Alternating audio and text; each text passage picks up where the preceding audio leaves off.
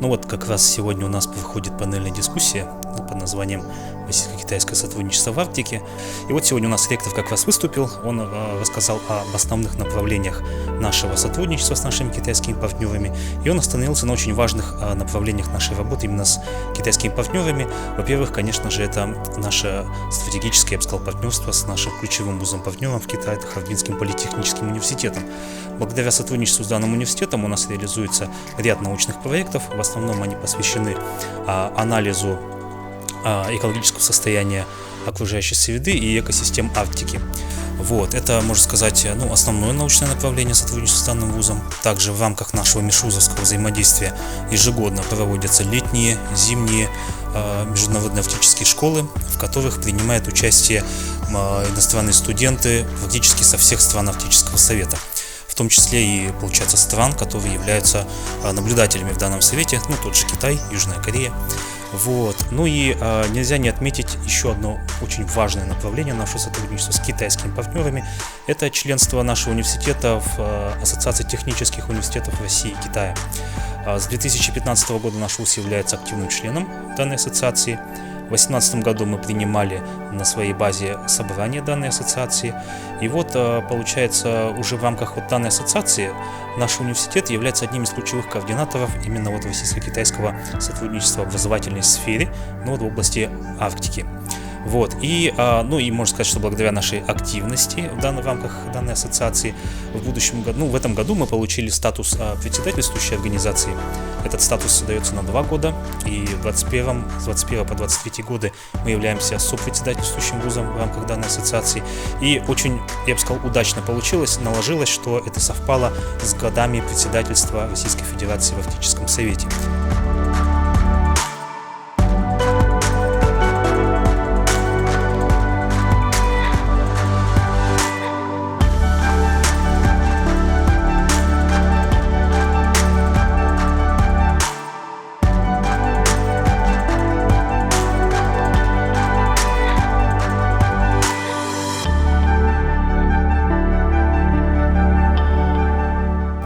Основной момент на тех площадках, на которых мы участвовали, это в первую очередь было, конечно, заседание региональных координаторов, где у нас была Наталья Ивановна Лугина.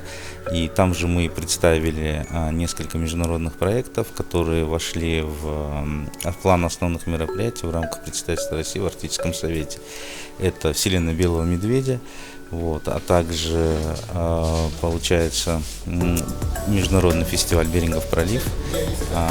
И также мы в целом рассказали о международной деятельности на территории Чукотского автономного округа, основные направления, которые мы осуществляем, и в рамках каких межправительственных и международных организаций проводим свою деятельность.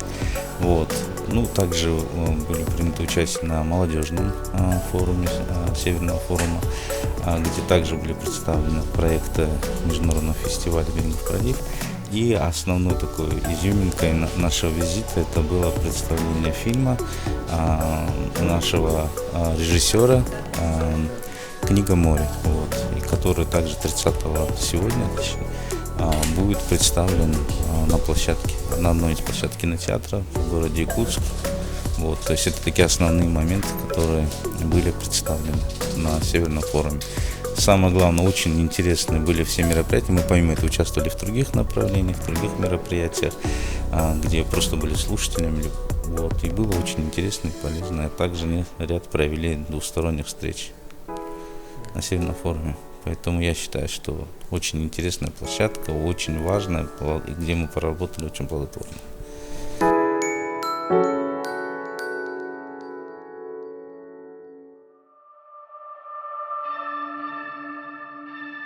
Мы будем говорить о российском председательстве в Арктическом совете, потому что наш Северный форум по устойчивому развитию вошел в план мероприятий как раз этого председательства, которое длится с 2021 по 2023 год. Председательство Россия взяла лишь сейчас, в мае, то есть только-только начинается, и наш форум, конечно, является таким знаковым с точки зрения, что мы охватываем Азию и Арктику. У нас изначально в концепции было, что мы хотим рассмотреть и азиатскую политику в Арктике, и в целом арктические страны, конечно же. И сейчас у нас на сессии будет интересно, что будут собраны иностранцы. Конечно, это гибридный формат, мы понимаем, что не все приехали. Сейчас в гостях у нас находится канадец один и профессор из МГИМО. Вот. Очно, заочно, онлайн у нас будет присутствовать китайский профессор из океанологического университета. Также у нас будут канадцы, ведущие эксперты из Канады. И мы надеемся, что это мероприятие будет каким-то таким знаковым для того, чтобы понять друг друга. Потому что для всех сейчас в Арктике интересно, как Россия проведет это председательство. Как я уже сказала, оно только началось, и еще 2 года предстоит. И какие будут результаты, мы еще увидим. А сейчас мы поймем, что от нас ожидают иностранцы. Конечно, Россия имеет некоторые сложности в международных отношениях. Мы это все прекрасно знаем, тем более сейчас пандемия, никто не ездит друг к другу. И для нас Арктика – это как такой хороший регион, где мы можем проводить мирное сотрудничество. Все говорят, в том числе и Россия, заявила в своих приоритетах на председательство, что мы будем развивать культурные связи, что мы будем общаться по вопросам коренных народов, что мы будем общаться по вопросам экологии.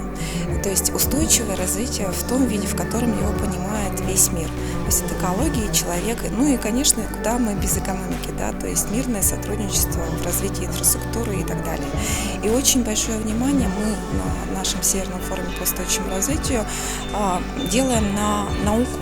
То есть мы думаем, что науку надо именно в Арктике соединять с бизнесом, с правительствами, с государствами, с регионами. То есть это такие интересные возможности, когда мы можем вести очень глубокие, интересные проекты именно в научном плане. Вот. Ну и, конечно, не только в научном, но тем не менее, да, когда мы находимся в Северо-Восточном федеральном университете, мы можем об этом говорить честно и говорить об этом прямо, то, что мы хотим таких результатов.